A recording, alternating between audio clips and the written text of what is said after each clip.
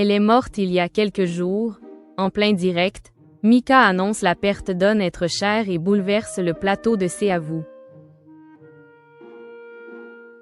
Invitée des Anne-Élisabeth Lemoine sur le plateau de C'est à vous ce jeudi 22 janvier 2026, Mika a annoncé une bien triste nouvelle en plein direct. Relax, Grace Kelly, Big Girl, Lollipop, Love Today. Mika ne compte plus les succès qu'elle a eu la chance d'interpréter sur scène. Star internationale de la chanson, l'artiste des origines libanaises enchaîne en effet les projets depuis ses débuts dans la musique en 2007.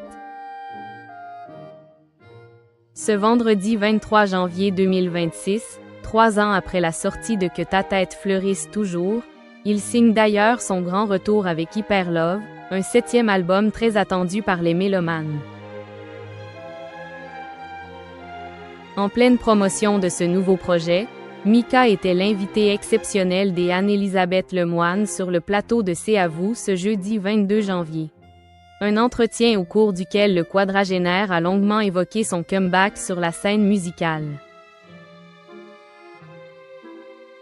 Outre ses confidences sur le lancement de son disque et la préparation de sa tournée, le chanteur a également abordé un sujet moins réjouissant. Le décès de sa chienne, survenu il y a peu.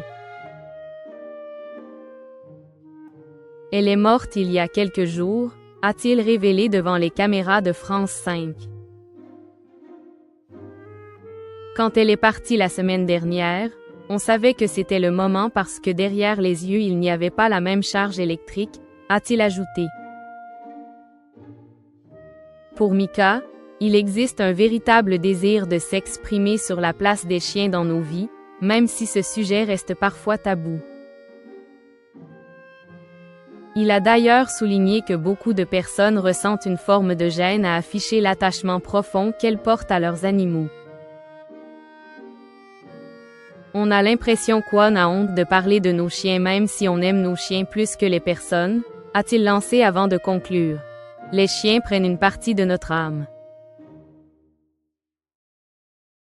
Si certaines personnes restent pudiques lorsqu'il s'agit d'évoquer leur compagnon à 4 pattes, Mika a, lui, choisi d'assumer pleinement cet attachement en rendant hommage à sa chienne à travers une chanson, avec le single intitulé Immortal Love.